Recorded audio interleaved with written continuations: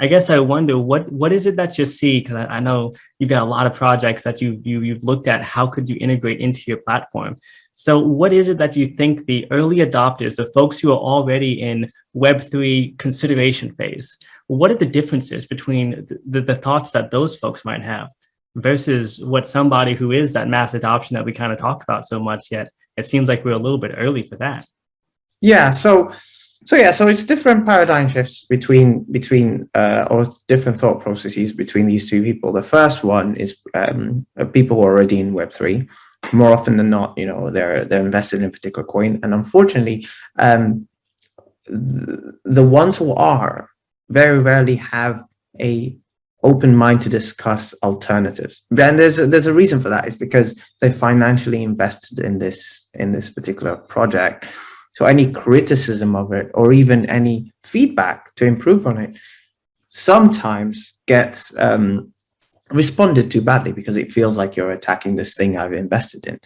And that's why when I go on spaces, I always talk about Web3 collaboration. What's really interesting is when you take that away, when you take away the fact that this is something I'm financially incentivized in, and what I try and do is I try and approach convincing people about Web3 or different technologies in an A/B approach, right? I'm going to try this and then try that and then look at, the feedback. I'm A/Bing my processes of trying to convince people.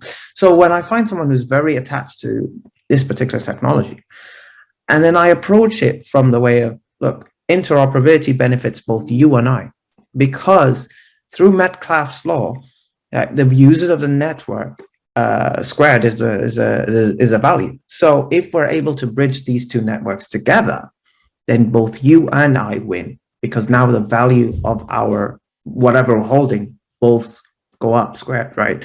So that's how I'm currently approaching it. It's like focusing on interoperability and collaboration rather than, hey, come over to our chain, or you come. It's get rid of the tribalism that's happening on Web3. That's how I would convince someone who's already on it. Someone outside it, that is a completely different conversation, because you have to have the why. You have to understand how and why you need to get into Web3, and the why of it could be, how can you improve their lives, right? How does this impact their life? And if you can't answer it, or if the answer is, if you buy this token, you're able to stake it for X amount of APY, that's not enough of a why to convince someone to actually shift into Web3.